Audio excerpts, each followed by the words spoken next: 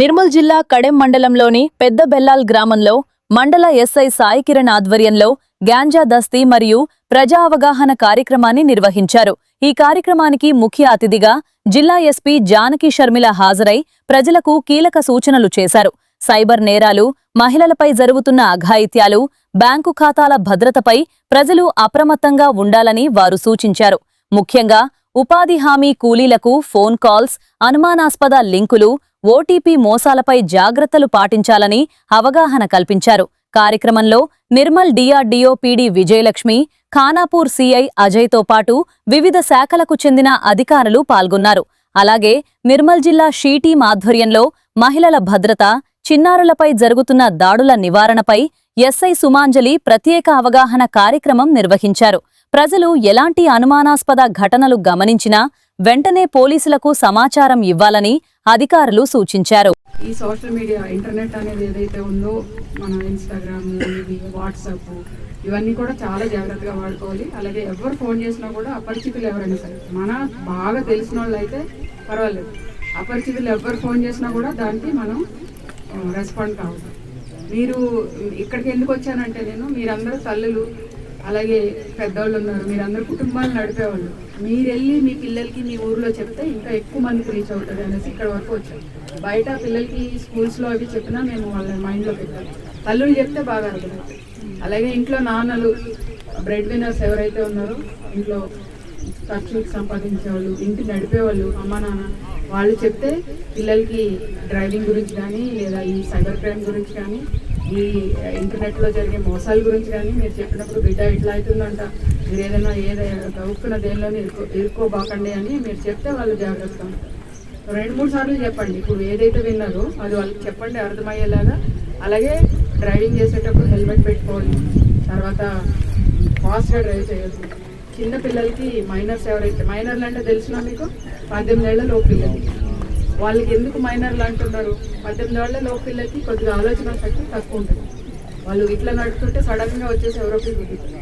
So ఒక్కొక్కసారి మన తప్పు లేకపోయినా కూడా అవతల వాళ్ళు వచ్చేసి సైడ్ నుంచి సడన్గా రావచ్చు, లేదా పక్క నుంచి రావచ్చు, ఫోన్లో మాట్లాడుకుంటూ వాళ్ళు మనల్ని గుర్తొచ్చు. ఇట్లాంటివి జరగకుండా ఉండాలంటే జాగ్రత్తగా వాళ్ళకి, మైనర్లకి అయితే వెహికల్స్ ఇవ్వదు. అమ్మ 10th పాస్ అయినా కదా నా బండి కొని అని అడుగుతారు. మీరేంటి మంచిగా బిడ్డ 10th పాస్ అయ్యాడు కదా పిల్లగాడు, అరే ఊళ్ళో తిరగొద్దామని కొంచెం షాక్ ఉండాలి కదా అనుకుంటారా లేదా? కానీ అదే మనం ఏదైతే చేసి మంచి కోసం చేస్తున్నామో అది వాళ్ళ ప్రాణాలు తీస్తాడు ఒక్కొక్కసారి. అదే మీరు అర్థం చేసుకోవాలి. 18 ఏళ్ళ పిల్లలకి అసలు డ్రైవింగ్ మీరు ఒప్పుకోకండి. అలిగితే అలగనివ్వండి, కానీ వాళ్ళ ప్రాణం కంటే ఎక్కువ కాదు కదా. ఒకసారి ప్రాణం పోతే మళ్ళీ రాదు. పిల్లడు అడిగితే మళ్ళీ ఒక రోజుకి నార్మల్ అవుతాడు. వాటికి మీరు మంచిగా సంజాయించి చెప్పుకోవాలి, అట్లా కాదురా నాన్న, ఇట్లా నీకు వయసు 12-13 సంవత్సరాలు పండ్లు కొనిచ్చేస్తారు, వాళ్ళు అడిపి యాక్సిడెంట్. అలాగే మీ ఊర్లో తెల్లకల్లు ఉందా? నిజంగా మరి ఏదో ఒక కళ్ళు, గుడంబ ఇలాంటివి ఉంటే వాళ్ళు లేకుండా ఉంటారు. ఇంకా ఇంకేమైనా ప్రాబ్లమ్స్ ఉంటే చెప్పండి.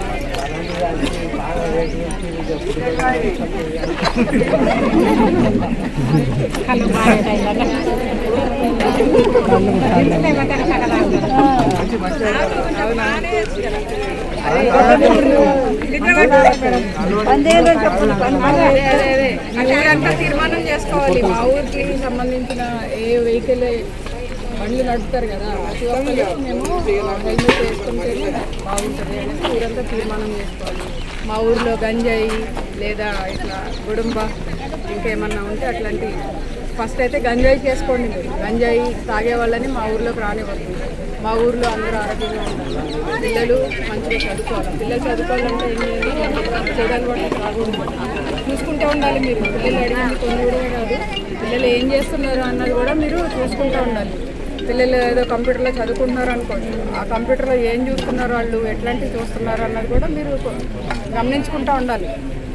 మాకు చదువు రాదు కదా అంటారు అన్నట్టు మీరు, కానీ వాళ్ళు ఏం చూస్తున్నారో మీరు కూడా చూడొచ్చు కదా, ఎంత నుంచో పక్క నుంచో అటు నుంచి. సో పిల్లల మీద ఒక కన్నేసి ఉంచాలి ఏం చేస్తున్నారు. ఎందుకంటే వయసు వాళ్ళకి అంత జ్ఞానం ఉండదు.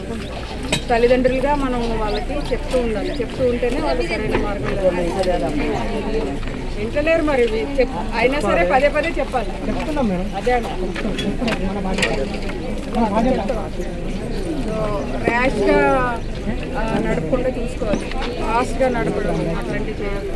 తర్వాత కట్లు కొట్టుకుంటా నడపడం, పడిపోతే కలపది మళ్ళీ ఇబ్బంది. పెద్ద